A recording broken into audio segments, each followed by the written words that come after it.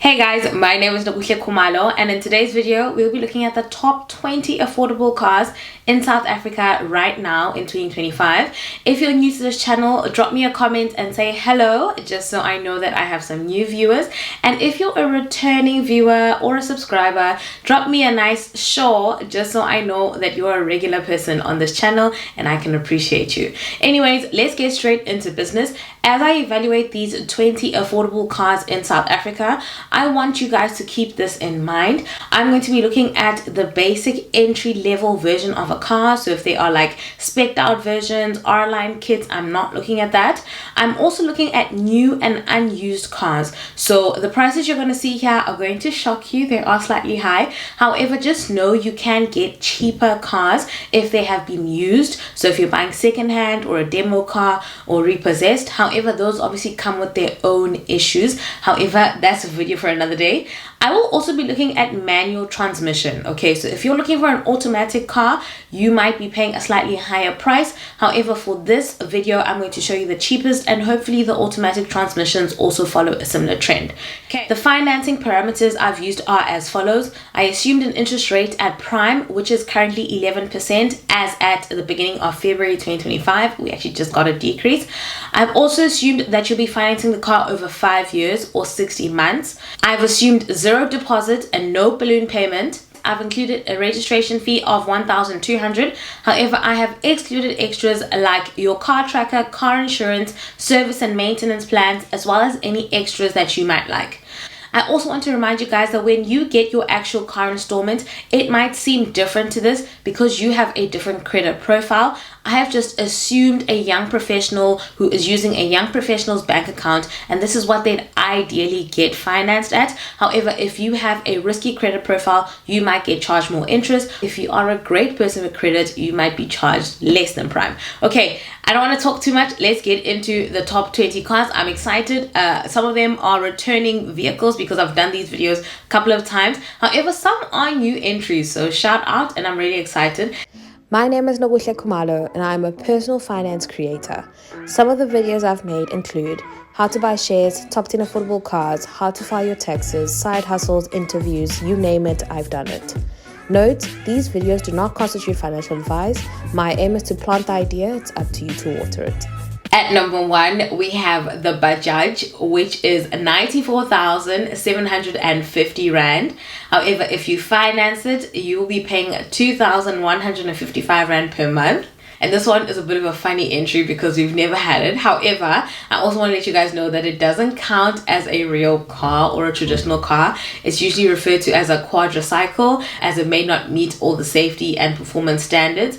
So people usually use it in crowded metro cities as like a taxi or delivery car. But you can apparently use it as a personal vehicle in rural towns. I don't know about this, don't quote me. The maximum speed on this is 70 kilometers per hour, so not really a fast car, and the inside looks a bit like a truck. Okay, now let's head over into the real number 1. At number 1, we have the Suzuki Expresso coming in at 178,900 Rand.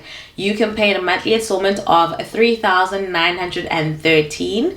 This is a compact car, and Suzuki actually named it after an espresso coffee. So that small, tiny, yet effective coffee, that's what this car is meant to resemble. At number 2, we have the Suzuki Celerio at 188,900 Rand.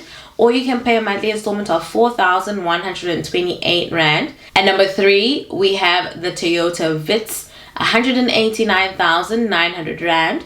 Or you can pay a monthly installment of 4,150 Rand. Toyota is known to be quite a reputable brand, quite strong cars. So I'm glad that there is one of their cars that is still in the top 3 at least, because usually they have been quite expensive over the last few years. And number 4, we have the Renault Kwid coming in at 196,999 Rand. Or a monthly installment of 4,303 Rand. This is interesting because at some point the Renault Kwid was actually number 1 cheapest cars. Number 1, it's the Renault Kwid, and this is 170,400.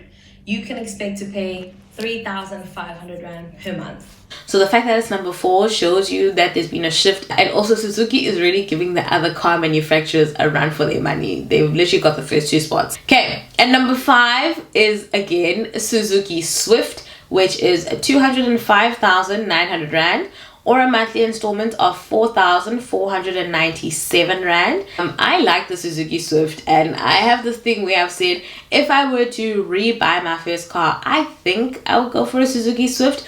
I feel like they're so pretty, quite great with fuel. I just like the way they look, and I haven't really heard much concerns around that car. So, but you know, if you have a different comment, let me know in the comments. Have you ever been in a Suzuki? I've actually never been in one personally, so I can't really comment too much. At number 6, we have the Proton Saga or Sega, and this is 209,900 Rand, or a monthly installment of 4,583. At number 7, we have the Suzuki, and let me tell you how you pronounce it. It is not Sire, it is Desire.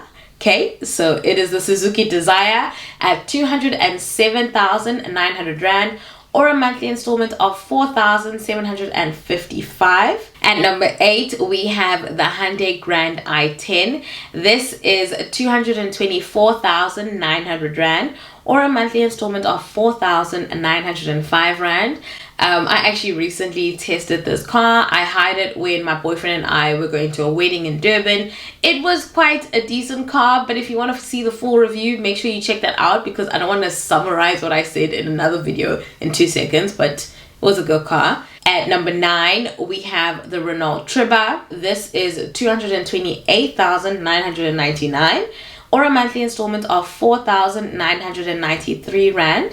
This is a 7-seater, so if you have a big family, or you like going on camping trips or rocking the daisies or whatever people with big cars do, this might be something you consider. I think it is one of the most affordable SUVs at the moment. And then at number 10, we have the Suzuki Ignis. This is 230,900 Rand, or a monthly installment of 5,035 Rand. Reminder, if you're a final year student or you just graduated, looking for a job or starting a new job, make sure you are grabbing a copy of my Get Ready With Me book. This book is designed with you in mind. It covers young professionals' bank accounts, how to buy your first car, looking for your first apartment, job tips, CV tips, interview tips, and more. It is available on www.lomaku.co.za. Bye! Okay, we've officially entered the 5,000 Rand installments. It's getting a bit steep. I mean, it's always been steep, not gonna lie. Cars are just getting more and more expensive. But let's continue. At number 11, we have the Nissan Magnite. This is 237,900 Rand, monthly installment of 5,188.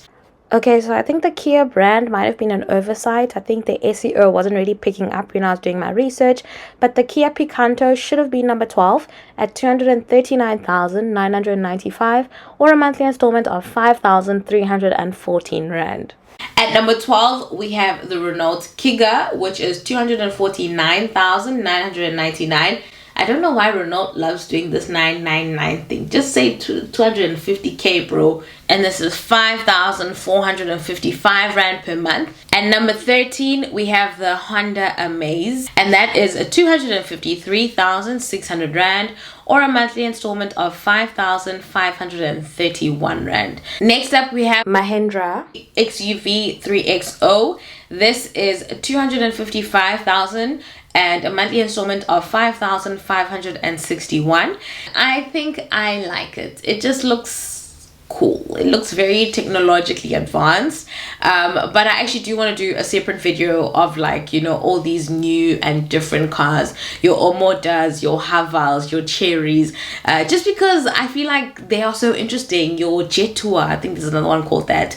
So let me know if you guys, oh, your Beijing, oh my gosh, there's so many. Let me know if you guys would want that video. I would love to do the research, but obviously I'll only share if you guys want to see it, just so you can also check out those new cars, okay? And maybe even try see some reviews of current owners. I've seen so many TikToks of people loving their cars, but I want to see more. I actually want to test some of these cars. So if anyone is listening, borrow me a car, okay?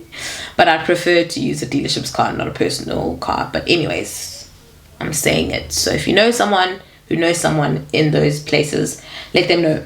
Okay, then we have at number 15 the Toyota Starlet, which is 258,000 rand, or a monthly installment of 5,625. At number 16 we have the Citroen C3.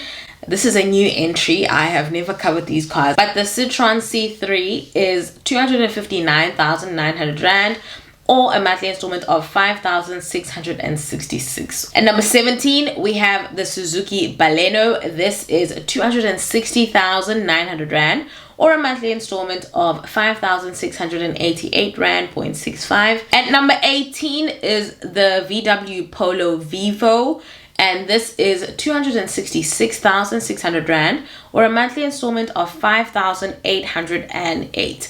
Yeah, so the Polo will forever always shock me, because Polo used to be the entry level car that used to be Namsing Yasebenza, oh, I started working, you know, but it is no longer a starter pack car. Polos are expensive. Are they worth it? I know Polos are known to be quite reliable, and I've said it in previous videos that they're quite reliable. I like Polo. I've driven multiple Polos, but I think their engine is not catching up to the technology that they're doing. They're doing too many things, and then it's messing up with the engine. And bro, yes, I like a pretty infotainment system. I love it a lot. But I also like a reliable car that will start when I want it to start, that will like plug in my GPS when I wanted to plug in my GPS. And I don't think this is a Polo or VW specific issue. I think it's going to happen to a number of these cars which are smaller in size and engine, but have all these technological advancements because they're trying to keep up and compete with luxury vehicles. The problem is that you guys are leaving us stranded in these cars. So you'd rather just keep your pretty radio if I'm not gonna always have a reliable car. Okay, but I like VW Polo Vivo still. I'm not gonna lie, I still like it. I would get a Polo Vivo. I do prefer Polo TSIs, but they're obviously slightly more expensive than the Vivo, but it's a nice car. It's a snazzy car. It's got steez. And number 19, we have the Cherry Tiggo Pro 4. This is 269,900 rand, or a monthly installment of 5,875. Another oversight from the Kia group, we have the Kia Pegasus. This is 292,995, or a monthly installment of 6,465 rand. I know Kia Rio has been discontinued and a lot of people liked it, so maybe the Kia Pegasus could be an alternative. However, it's not rounded like the Rio, so I know people loved that shape instead of the sedan. And then lastly, at number 20, lucky number 20, same brand we opened with, Suzuki Franks. This is 298,900 rand, or a monthly installment of 6,501 rand. Okay, this is a crossover SUV, so it is like a big small car. I know my best friend would love this car because she loves these crossover SUV one. But cars are really an acquired taste. What you like, someone else might not like. And what's important is for you to get something that you like, number one, but two, that works with your budget, okay? Don't get a car just to impress your friends, because yes, they'll dap you up the first few months and then they'll get over it. But guess what? You have 60 plus months of paying for that car that you might not even like that much. Whether it's a Bajaj or a Suzuki Franks, I hope you're happy. Also, be safe. Lastly, what I do want to say is, remember that your credit score is important, but if you are a young professional, just graduated, or in your final year, make sure you do check out young professionals' bank accounts that different banks offer. I've done a video on this where I kind of outlined what banks have done, but essentially they're trying to help graduates because they know not everyone will have a credit score. However, most people need cars, so they kind of bridge the gap and they give you quite great financing despite not knowing your financial history. If you enjoyed this video, please tip me with a like, comment, and subscription.